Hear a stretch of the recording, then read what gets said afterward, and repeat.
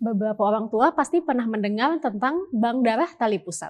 Dikatakan bahwa darah tali pusat itu kaya akan sel punca atau stem cells, di mana stem cells ini bisa dimanfaatkan untuk pengobatan berbagai penyakit seperti gangguan imun, kelainan genetik, atau kanker. Apakah memang benar begitu? Simak faktanya di video kita kali ini.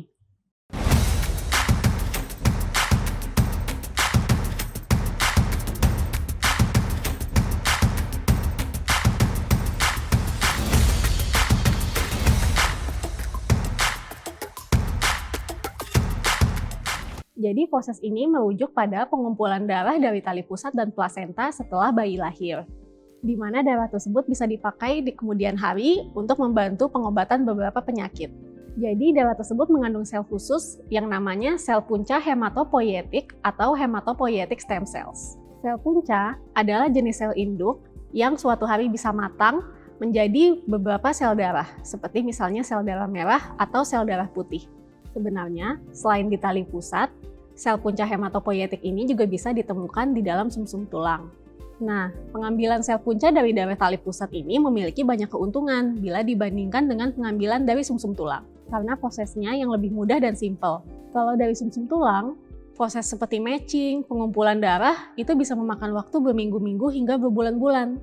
Kalau pengambilan sel punca dari darah tali pusat, itu tidak lama, dan hanya memakan waktu sebentar saja. Selain itu, pengambilan darah tali pusat juga tidak menyakitkan bagi ibu dan anak.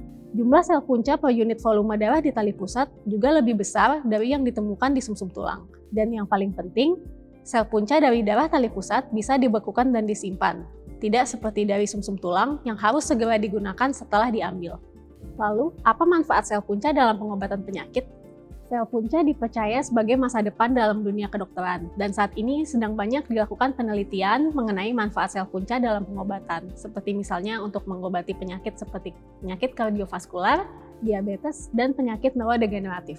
Sel punca saat ini bisa dimanfaatkan dalam pengobatan beberapa penyakit, seperti misalnya kanker darah, seperti leukemia atau limfoma, kegagalan sumsum tulang dalam memproduksi sel-sel darah, gangguan darah seperti talasemia dan anemia sel sabit, penyakit yang memengaruhi kekebalan tubuh, serta kelainan metabolik dan kelainan genetik tertentu.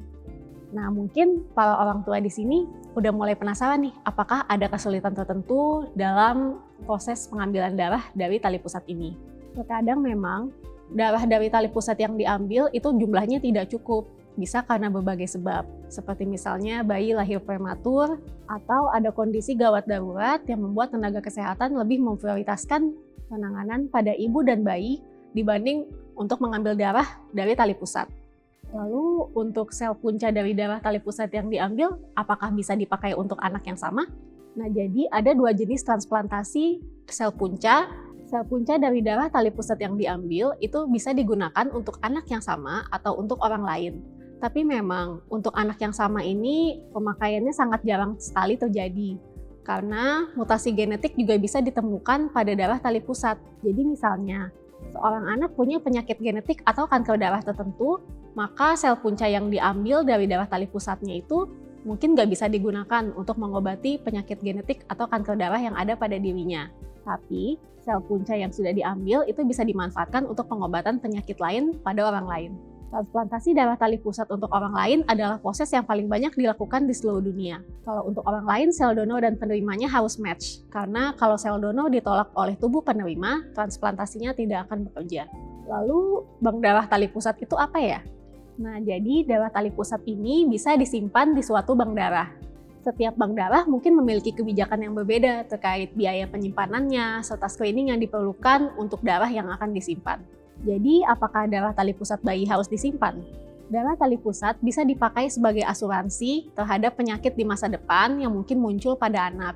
Tapi memang ada satu studi yang menyebutkan bahwa kemungkinan anak akan menggunakan sel punca dari darah tali pusat cukup kecil, sekitar 1:400 hingga bahkan 1:200.000. Saat ini, darah tali pusat yang disimpan bisa disimpan selama 15 tahun.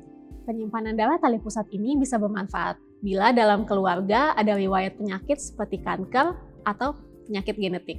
Darah tali pusat yang diambil dari anak mungkin bisa dipakai untuk saudara kandungnya di kemudian hari bila anak tersebut memiliki suatu penyakit genetik atau penyakit-penyakit lain yang sudah disebutkan tadi.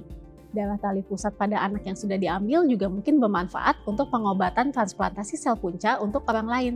Karena itu untuk orang tua, keputusan-keputusan untuk menyimpan darah tali pusat di bank darah perlu dipikirkan dengan baik dan matang. Sekian video kita kali ini. Kalau kalian masih ada pertanyaan, kalian bisa tulis komentarnya di kolom komentar di bawah ini ya. Jangan lupa kunjungi situs AI Care dan follow sosial media kami. AI Care, your smart health companion. Sampai jumpa.